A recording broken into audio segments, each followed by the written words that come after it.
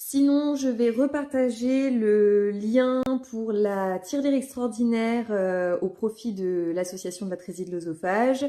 On a jusqu'au 22 mai pour récolter un maximum de dons pour la recherche, pour que la recherche avance.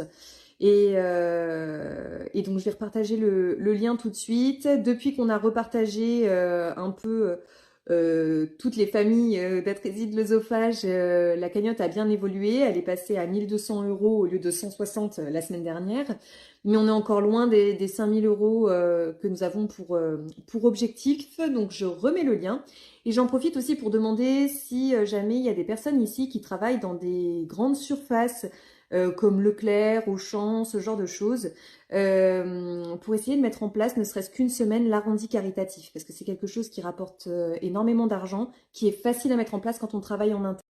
Donc voilà, si jamais vous travaillez dans une grande surface et que vous auriez à cœur pendant une semaine ou plus, de mettre en place l'arrondi caritatif pour une association différente que les grandes associations pour lesquelles, en général, les grandes surfaces sont, entre guillemets, en partenariat, c'est la lutte contre le cancer, la recherche pour Alzheimer, ce genre de choses. J'ai essayé de démarcher, moi, un petit peu de mon côté, et en tout cas, c'est les réponses qui sont revenues. Donc en fait, quand on n'a pas quelqu'un en interne en général qui travaille dans une grande surface, c'est difficile à mettre en place. Mais voilà, si jamais vous pouvez être intéressé, bon bah n'hésitez pas à me le dire et ce serait vraiment chouette.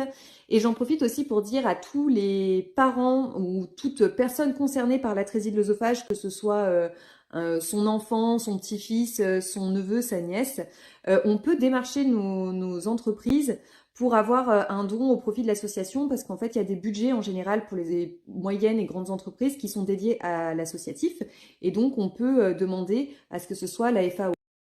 Donc c'est ça, je disais que on pouvait donc ouais envoyer juste un petit mail en fait au patron de l'entreprise pour savoir s'il serait intéressé de faire un don pour cette association, parce que c'est une association qui nous tient à cœur et qu'on est concerné en fait par cette maladie rare, parce que les maladies rares ont très peu de fonds pour la recherche.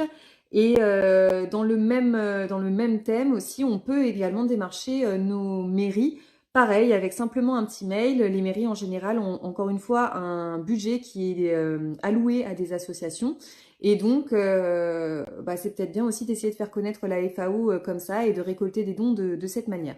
Donc encore une fois, si vous êtes intéressé, je remets un petit quelque chose. Et puis n'hésitez pas à me le dire, c'est une maman à eau qui m'en a parlé et c'est vrai que moi-même je ne le savais pas. Et en fait, c'est plutôt simple à mettre en place et ça peut faire beaucoup. Voilà, bon, je pense que j'ai fait le tour, mais c'est vrai que je voulais reparler un petit peu de tout ça et donc de la tirelire extraordinaire en ligne et de la possibilité de mettre en place l'arrondi caritatif dans les grandes surfaces ou de demander des dons aux entreprises ou à nos mairies quand on est concerné en fait tout simplement. Voilà, c'est vrai que encore une fois, il n'y a pas de recherche sans les donateurs.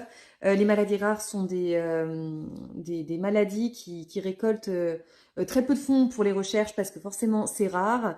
Dans le cas de l'atrésie de l'œsophage, en plus, dans la majeure partie des cas, ça se passe, l'atrésie de l'œsophage se traite bien, mais il y a encore tellement trop de cas pour lesquels ça ne se passe pas bien, pour lesquels c'est extrêmement compliqué et clairement on peut vivre un enfer. Donc voilà, pour que la recherche avance, pour que un jour nos enfants aient un nouvel oesophage dès leur naissance, sain et que leur vie soit simplifiée et la nôtre par la même occasion, parce que eux, ils connaissent pas, mais nous on sait ce que c'est la normalité.